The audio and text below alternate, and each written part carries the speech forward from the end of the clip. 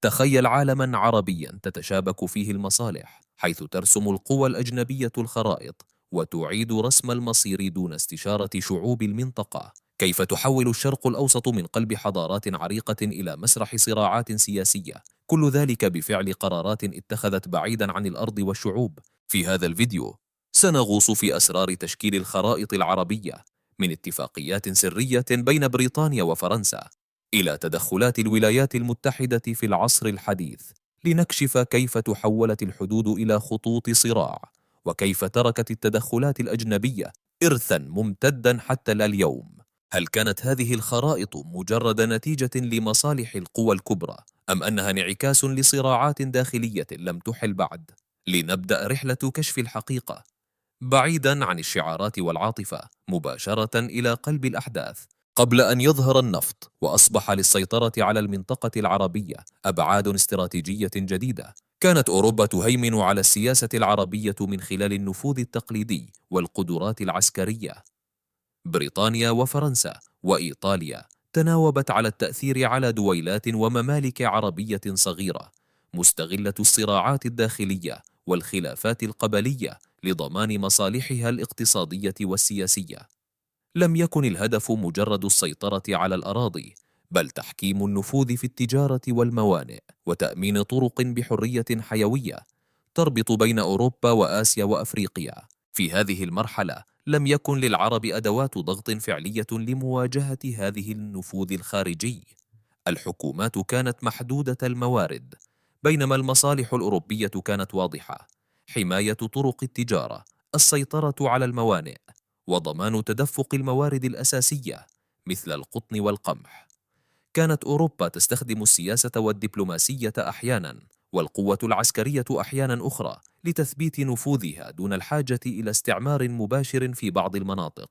لكن هذا النفوذ الأوروبي المبكر لم يأتي بلا ثمن على المنطقة العربية، فقد أضعف القدرة على التوحد، وزرع بذور الانقسامات الحدودية والسياسية التي ستستغل لاحقا في تقسيم المشرق العربي بعد الحرب العالمية الأولى.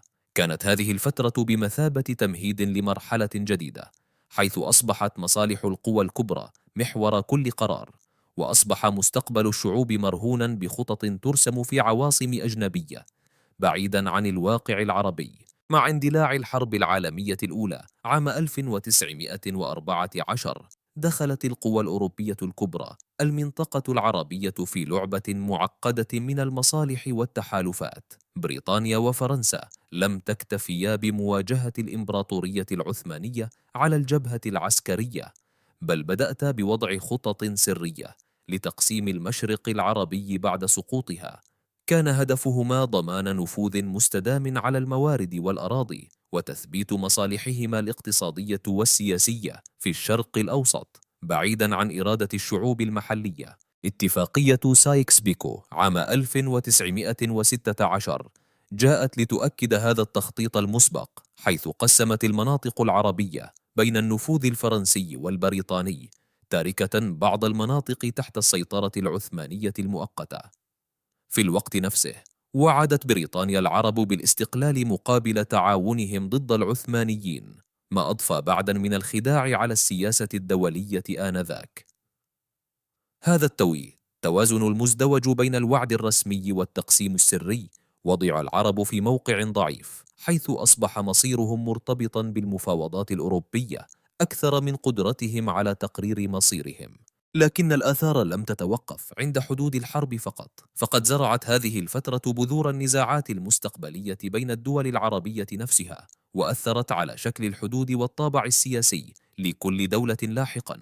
كان التدخل الأجنبي واضحا، ليس فقط في رسم الخرائط، بل في تشكيل أنظمة الحكم وأدوات السلطة المحلية، ما جعل المشرق العربي مسرحا لتحديات معقدة استمرت عقودا.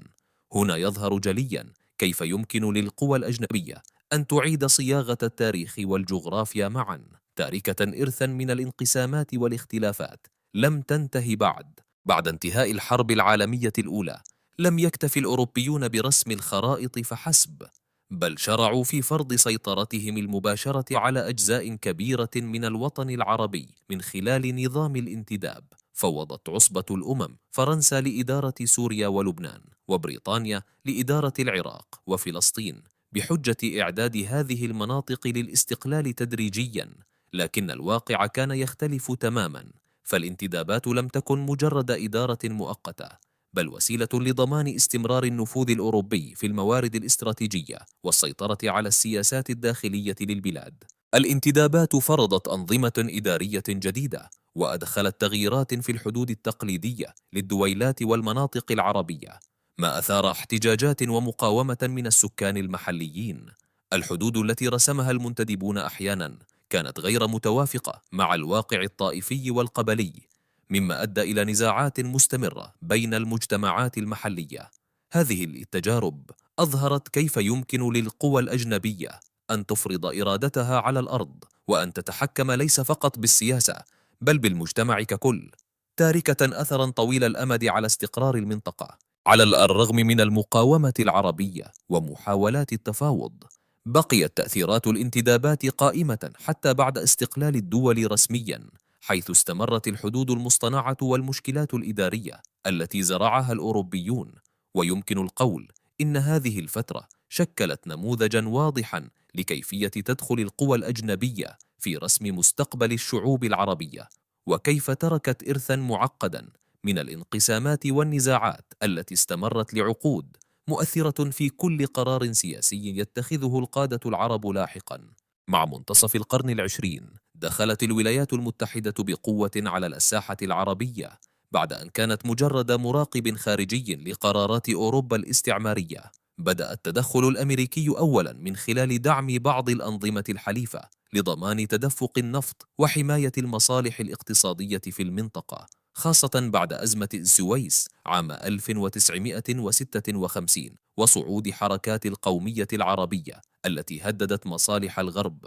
هنا ظهر دور واشنطن ليس فقط كقوة عسكرية، بل كفاعل سياسي يستثمر في الأنظمة المحلية لبسط نفوذه بشكل مستدام.